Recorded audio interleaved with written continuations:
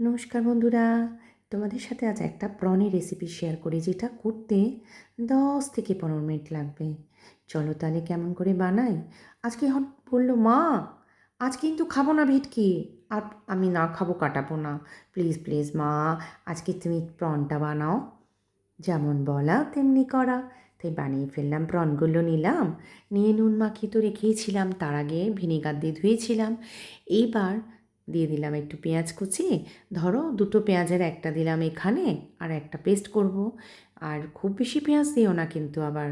তারপরেতেই পেঁয়াজ এইভাবেই কাঁচা লঙ্কা উপরে দিয়ে দিলাম, দিয়ে ঢাকা দিলাম। এবার একটা পেস্ট রেডি করব, যেটার মধ্যে ছিল টমেটো, কয়েক কোয়া রসুন, আর ওই আধখানা পেঁয়াজ, আর ছিল যাই যেমন ঝাল খাবে সেই মতো কাঁচা লঙ্কা। এটাকে নিয়ে একটা পেস্ট করো। এবার এই চিংড়ি মাছগুলোর মধ্যে পেস্টটাকে ঢেলে দিলাম। দেওয়ার পর কিছুই না, নাড়াও আর কষাও, এটাই কাজ। দরকার পড়লে গ্যাসটা কমিয়ে তুমি অন্য কোনো কাজ সারো, এই নিজের মতো হতেই থাকবে।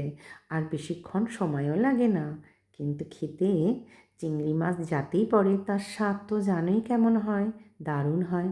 তাই খেতে হয়েছিল দারুণ। তবে এরম কষাতে কষাতে যদি দেখো নুন কম, তাহলে নুন দিও। আর যদি মনে করো কেউ একটু মিষ্টি খাবে, মিষ্টি মিষ্টি পছন্দ করো, সেক্ষেত্রে একটু মিষ্টি দিও।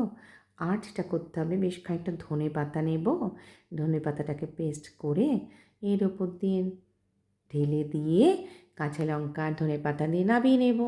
খেতে কিন্তু দারুণ হয়, কিছুই মশলা সেরকম লাগে না, কিন্তু দারুণ লাগে ভাতের সাথে খেতে। কি বন্ধুরা, একবার বানিয়েও, আমি এর আগেও রেসিপি তোমাদের সাথে শেয়ার করেছি।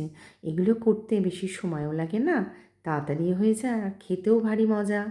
তাই এরকমভাবে বানিয়েও খেয়েও আর ইন্দ্রাণীকে নয় জানিও। টাটা, সবাই ভালো থেকো।